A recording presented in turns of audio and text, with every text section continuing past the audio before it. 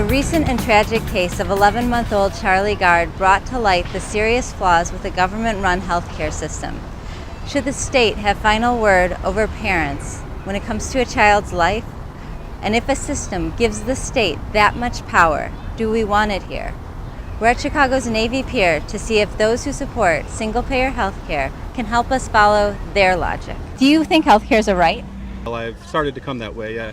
Absolutely. Yes, I do. I think it absolutely should be a right. There is a basic level where healthcare is a right. Yeah. Yeah, absolutely. I mean, it is in the UK, so.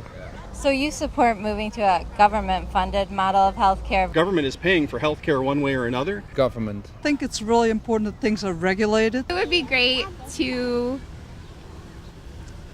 for everyone to have equal health care. Then I do see that the government has to step in at some point. Well, I don't think that privately funded healthcare is a good idea. I mean, the system, it's not perfect in the UK, but it works pretty well, and I think there's no reason why it shouldn't be able to be applied in the US. Nobody should be dying because they can't afford care. Well, assuming they're not abusing their children, who do you think is better qualified to make healthcare decisions for a child? Their parents, is their parents, or the government? I'd be prone to say a parent. Ultimately, the parents should have a big say in it, I think. But the government should set some rules. You cannot expect people to be experts in everything. I mean, as a parent, I think the parents should. Ideally, it should be the parents. Well, I think that a lot of parents that are lower income and families that are lower income can't afford a privately funded healthcare system, so that the government should be stepping in. What's more important? Is it more important to protect the individual patient, human life, or is it more important to protect a system? Until we get to the point that we're talking about systems that protect people, then you could say, well, the system is important because it's upholding the sanctity of life, as some would say. Ultimately, healthcare should be about the patient. A system will do what it's designed to do, and so you have to set up a system that it protects the people. I think the individual. I would love to say that the individual human, that their life is the priority, but not always. I think from like a policy level, obviously it's more about protecting the masses than it is about the individual. So a lot of U.S. senators, including Dick Durbin, want to move the United States healthcare system to the single-payer model. Do you support that? I do. Oh, absolutely. I support that idea. Sure, I support that. I do. What she said. I trained her well. If it was to work properly, then yeah. 100%, yeah, definitely.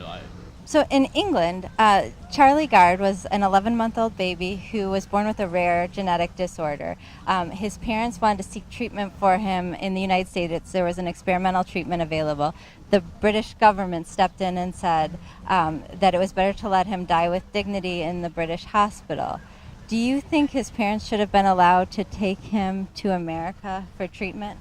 When it comes to things like that, I see no reason why there wouldn't be parental prerogative. The problem is then when you say parental prerogative, you also have to deal with some very particular Christians who then might say, well, it's my prerogative to not even treat my kid. Yeah, I have no problems that they do that. This individual case is regrettable. If his parents raised that much money, absolutely, he should have been able to have a chance at life. If they could pay for it, yes. You could spend a ton of money on a lot of clinical treatments and stuff, and the baby would probably still have died. On a purely personal basis, I don't think so. I don't think there was enough evidence to prove that it would have helped in. If you're a parent, you want the best for your kid, but at the same time, it's just kind of unnecessary suffering. What would you have done if you were his parents?